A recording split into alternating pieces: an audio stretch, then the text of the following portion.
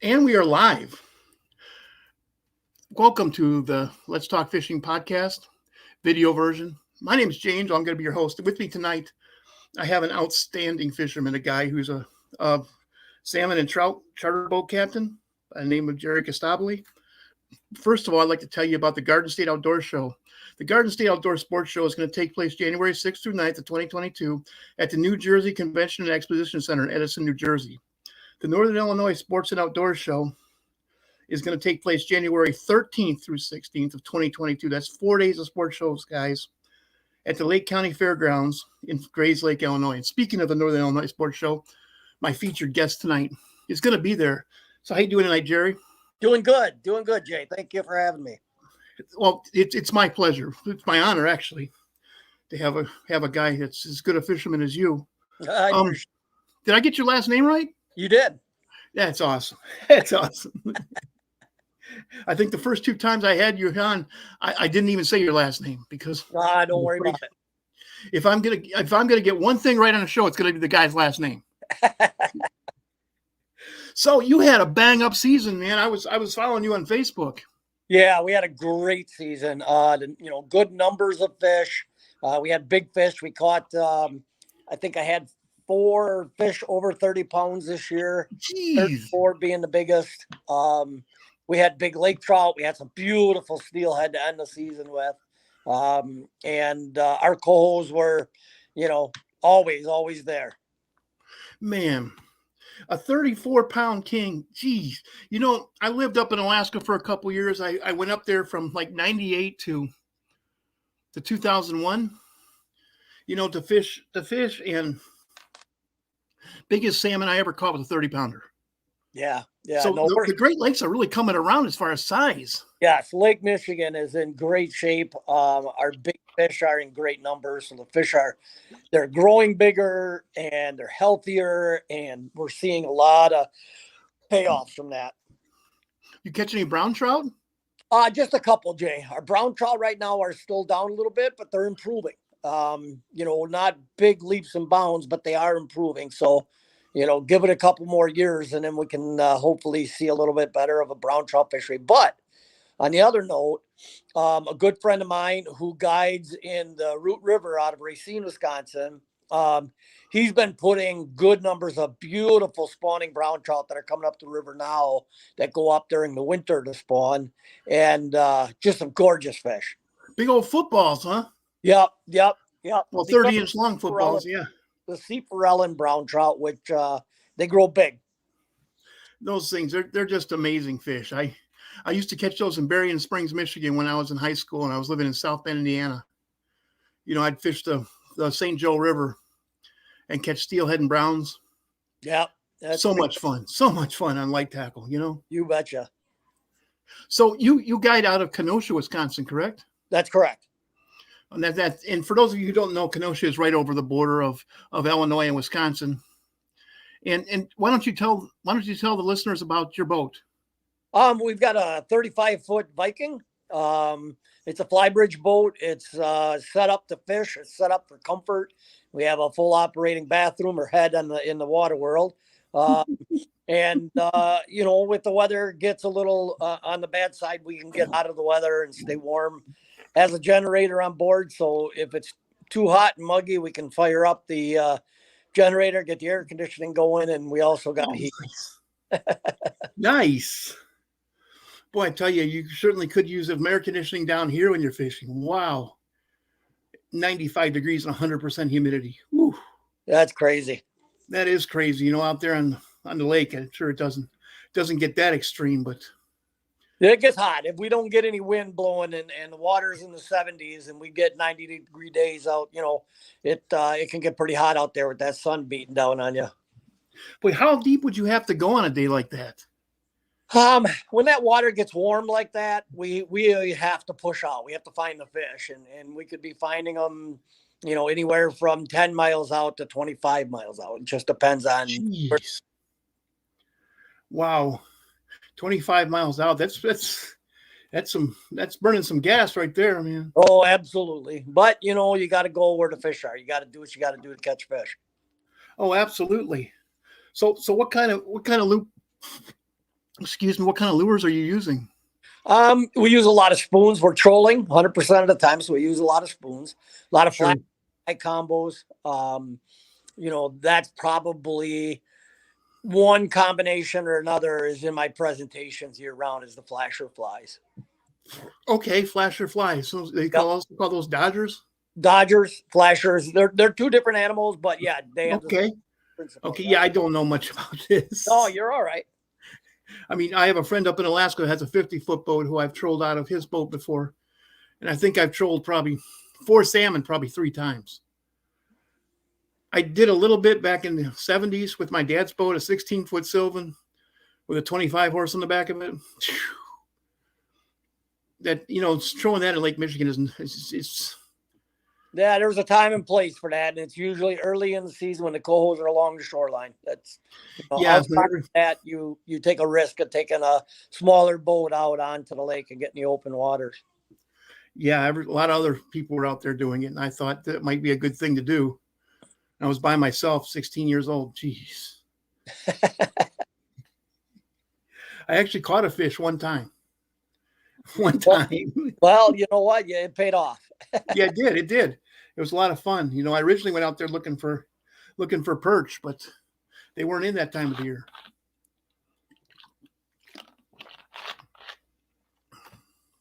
So you're going to be at the Northern Illinois Sports Show. I am. I'll have the Resolute Charters booth there, talking about what we do and how we do it. I'll also be a keynote speaker up on the speaking stage. We're going to talk a little bit about kind of what our season, what we saw this season that changed and what we're preparing for next season. Okay. So are you going to be speaking every day then? Every day. Yep. Okay, that's going to be, folks, it's going to be January 13th through the 16th at the Lake County Fairgrounds in Grays Lake, Illinois. Come on out, see Jerry talking about Great Lakes, salmon, and trout. So you also run a salmon school, don't you? I do. That'll be coming up in May of 2022. This will be the 4th year of doing it. I put it together a few years back because I had a lot of people asking, they wanted to hire me to go on their boat and help them catch more fish. And I started thinking, what can I do? How can I do this so that they can really get the most out of it? One thing, a lot of the schools happen now. They happen right after Christmas, January, February. And a lot of guys struggle to retain all that information and put it to work once the season starts. So I push mine to May for that reason. That gives everybody a chance to go through everything and then still have it fresh on their minds. The other thing I added was to put my boat in the mix, and part of the class is to get my students out on my boat, let them utilize everything they learned in the classroom with my equipment, and we actually go out into the open waters and they get to put everything to work that they learned. Wow, they even get to pick the spot? Well, what we do is we start out in deeper water and work our way in. Sure. So we get to run, deep water sets, mid-range sets, and then we make our way into the shallower waters. And we catch a lot of fish. All my classes so far have been pretty successful with our catching too. So that's wow. So you're going to show them how to do the locators, how to run dipsy divers, and the other things you use. What do they call? Oh my goodness. Our downriggers, what you Downriggers. Yep. And I teach on all the boards, all the trolling boards, running weighted line, running lead core, copper, steel, just show them everything we do on a charter boat to be successful every day. And that gives them an opportunity to make a decision whether it's for them or not. So are you actually going to allow your students to put out 12 rods? Well, we're going to put them out. I'm not going to, take my eye off of things, but we're going to let them put them out so they can see how it works. That is an art form, Jerry. That's an absolute art form. It is. It takes a little understanding what each rod is doing and what it's doing in the position it's in. And that's something that, I like to teach because I think guys get a little bit leery of running too much. With a little bit of work and a little bit of, getting out there and doing it, I think that they can add to their spread and it'll help them catch a few more fish. Yeah, I went up to Little Bay de Noc, and I was first time I'd ever trolled on my own. Right after I got my first boat that could actually handle the water, and I had out 6 rods, and all 6 rods managed to get wound around in a ball that I could not believe was so huge. And I had, lures that probably cost $15 a piece, and a ball of line like that. And it took, we were of course, at night. We were trolling at night, and we came in with no fish, to make a very long and embarrassing story short. But that's just the kind of things that I would want to learn from you. Yeah, if I was going to go, we're going to try to give them, the opportunities to learn, what I do every day, and they can add to their presentations however they feel comfortable. One thing I always tell them is that I can run my boat and I can set the lines on my boat in a certain way, but they've got to go to their boat and adapt it to what they have. Yeah, because that's why I said, that I consider you guys to be absolute artists to be able to do that. But also, since you've been doing it for years, you do it almost every day, all summer long. I'm sure it's just easy.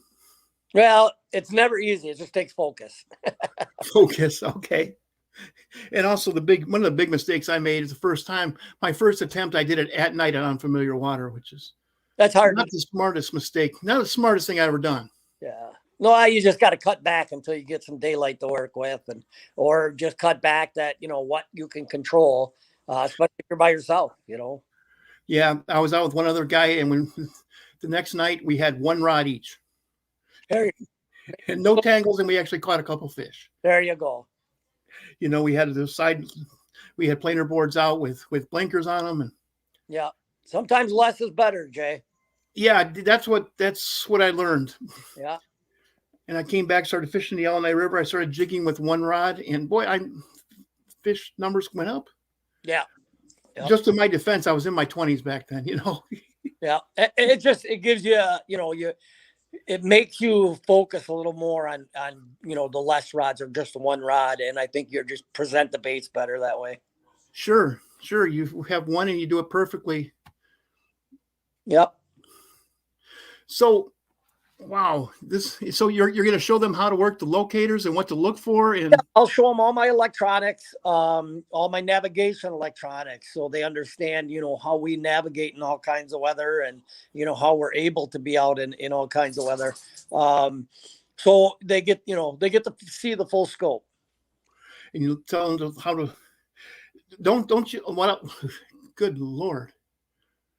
A lot of times what I hear from guys like you is you look for temperature differences.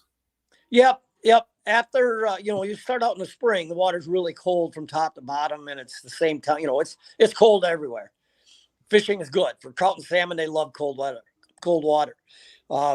As we start getting in the summer and the surface temperatures warm up, the game changes a little bit. You got to look for breaks, especially if you're fishing out deeper. If the fish are offshore,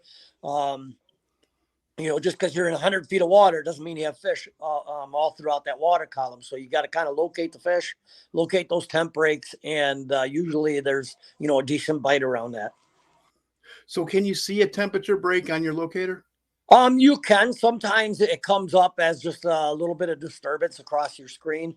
Okay, a little hazy area. Yeah. Yep. I use a temperature probe. It's a combination temperature probe, speed probe called a Fish Hawk.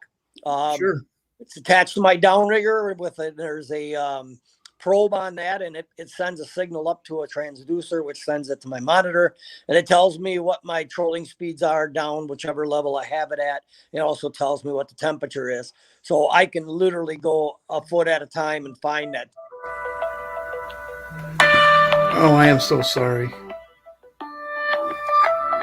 Stop that.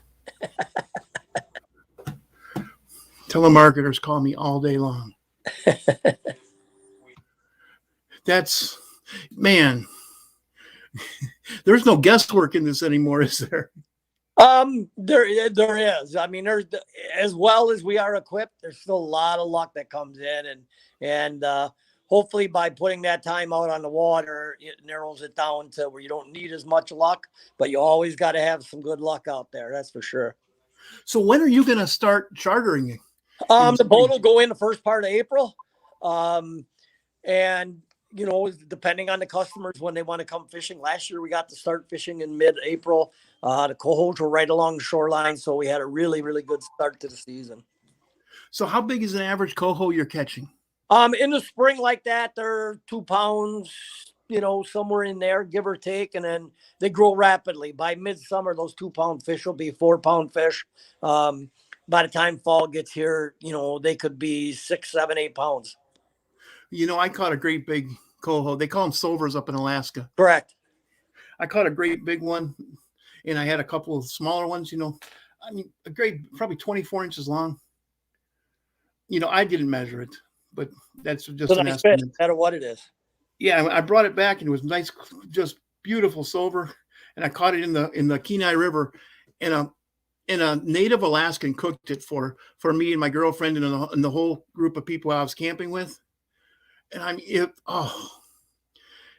cooked it on the grill. It was just the most delicious fish I've ever had. Oh, absolutely. You can't beat those early season cold water cohos. That's for sure. When they're fresh, oh my goodness. That makes it even better. I love fish that have never been frozen. That's as far as I'm concerned, that's like the only way to eat them. Right. I'm sure you eat them. That's probably the only way you eat them. Well, I freeze them too. I make sure I've got some put away for the off season, but you just can't beat fresh fish when it first comes out of the water. No, you can't. And I had to admit though, I was crying when Hurricane Ida took away my electricity for 12 days and I lost all my redfish. No. And all the deer meat I still had left, come on. That's like, nature's goodness, as Ted Nugent would call it, Right. Gosh, that's such, boy. So you do eat some salmon? Oh yeah, absolutely. Do you put it on the grill? I'll put it any way I can make it. I do grill it. I like a blackened. That's really, really good. You know a lot about the blackened fish from down there. Oh yeah. We do it up here with the salmon and the trout, and it just comes out delicious. I like to put it on the grill and put some spices on it and rub some melted butter on it, and just sit there and squeeze fresh lemons on. Yep. As it's cooking, it could be done in 5-10 minutes. Oh, absolutely. It don't take long. It just and that's how I did salmon up in Alaska. That's how I do redfish down here.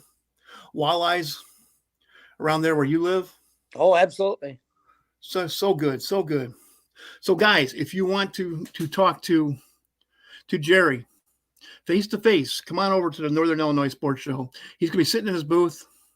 And, this guy knows the Great Lakes. How long have you been fishing the Great Lakes, Jerry? I started out as a young kid working as a first mate, probably a little more than 40 years ago. Jeez. Yeah. This guy has 40 years of experience on the South Wisconsin, Lake Michigan waters, Northern Illinois, Lake Michigan waters, all that. Geez, probably going halfway out, don't you sometimes? Not that far, but we go out there if we have. We'll get out as far as we need to be to catch fish.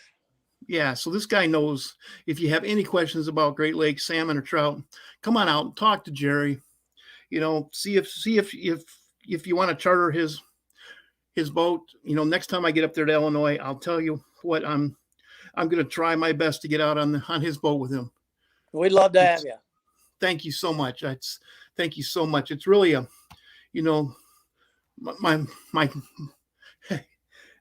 my third wife, who I'm with now, she's a Southern girl. I'd love to get her up there and show her some Northern fishing. Oh yeah, absolutely. And sit there on your boat and boy, maybe bring a little lunch for us. Wow, that'd be so much fun. Yep, absolutely. No, and this one doesn't get seasick. Yeah, exactly. And that's a big part of it. The fishing's always the key. Everybody focuses on that, but we also want to have a good time. We want to enjoy ourselves. We want to relax. And that's why, I take pride in making sure that my customers, when they get off the boat, they say, hey, we had a great time no matter what the fishing was. So. And that's why you're still around after all these years. Yeah, and I hope to be around for a while yet. Well, I believe you are going to be, Jerry. Well, I appreciate I've heard nothing but good things about. Well, okay. Here's the question I have. So, so when you're running your lures with downriggers, the rod pops when you have a bite. But with other things, you kind of have to have a good rod, don't you, to be able to tell if you have a bite? Yeah, you want a rod that, number one, can withstand the everyday use, the everyday bending, being hooked to a downrigger, having a heavy board on there, weighted line, dipsy divers.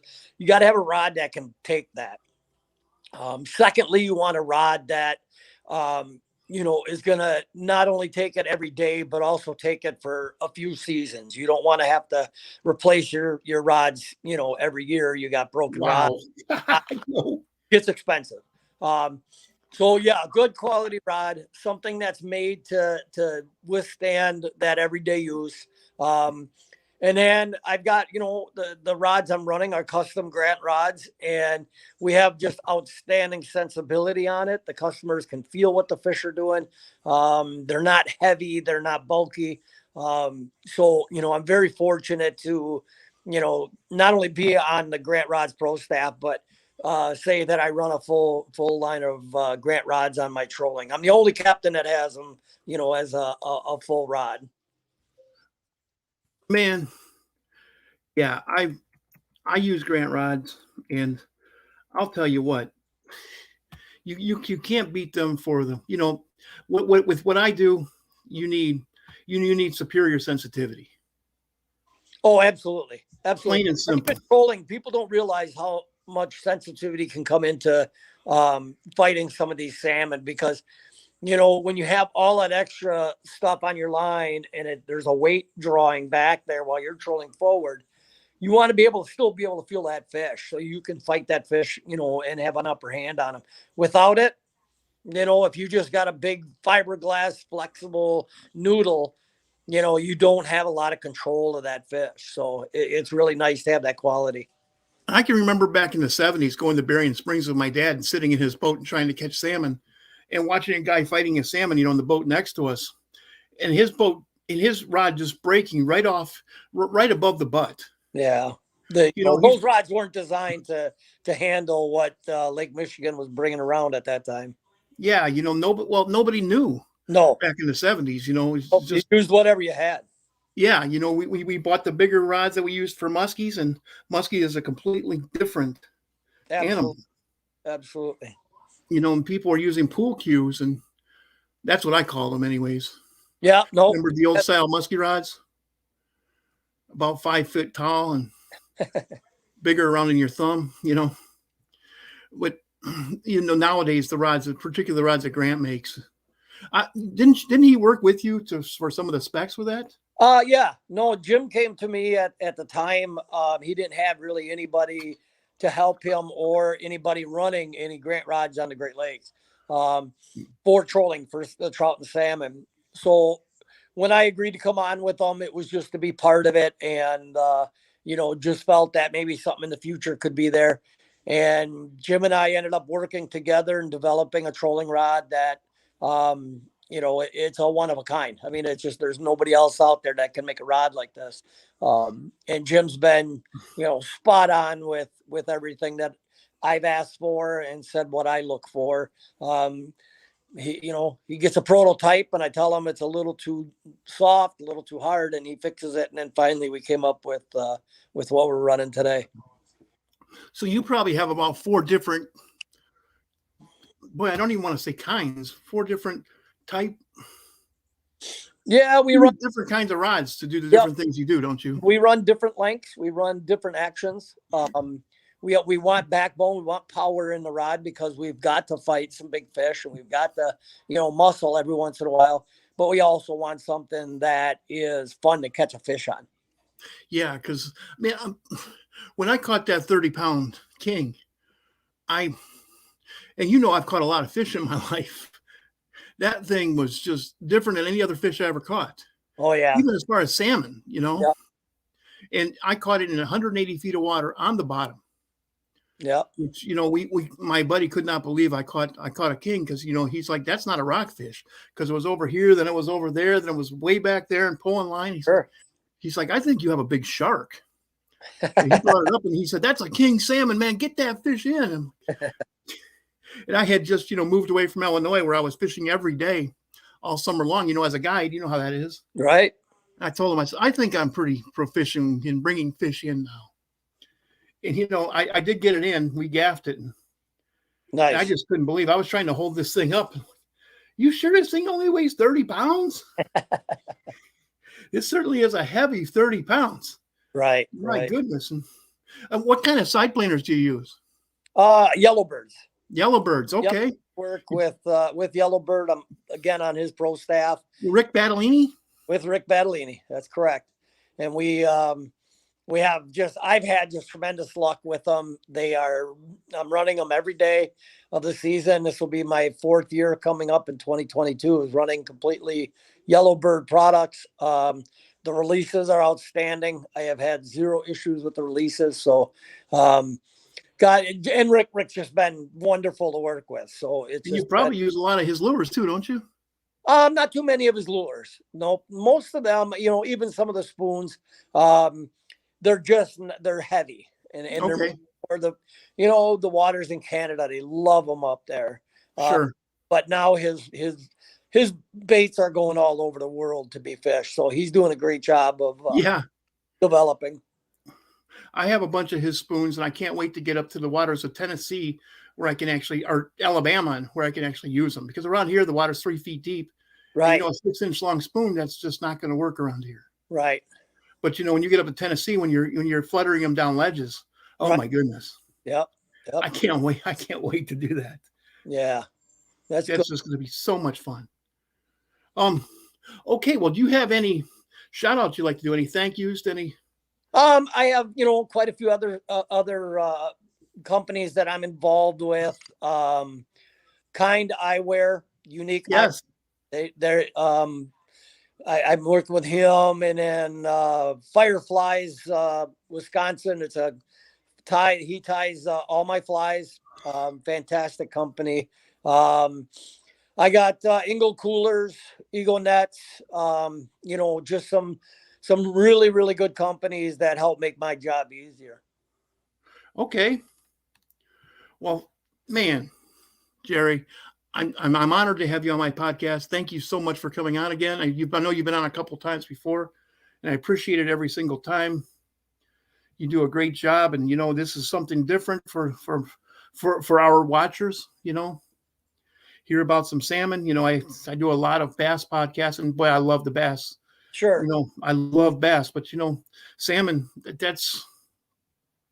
I've done a lot of salmon and steelheading too. And I love remembering the times when I was a lot younger, and boy, life just wasn't quite as complicated.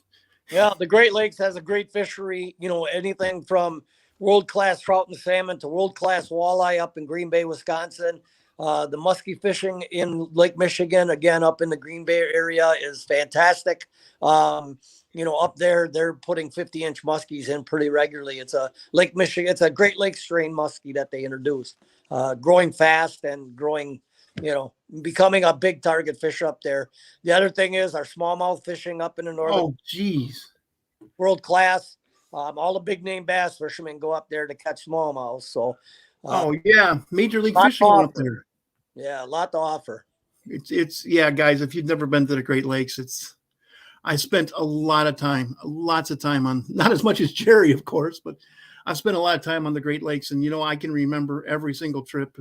Man, I used to take off at midnight to go up to Green Bay to fish the Fox River when the walleyes were migrating out of Green Bay. Right. To spawn. I'd be there at 6 a.m., fish till noon, to drive home to be home for 6 p.m. That's an 18-hour drive, 18-hour day. We called it suicide runs, but we filled up on. Yeah, a lot of fun. A lot of big walleyes up there. A lot of big walleyes. So much fun. And guys, if you want to have a fun time, go ahead. And, if somebody wants to get a hold of you to ask questions or to book a charter, they can through this Resolute Charters that we. Either there, they can go on Facebook under Resolute Charters. They can go under my name, Jerry Costabile, or my page is JLC Outdoors. JLC Outdoors, guys, or go to resolutecharters.com.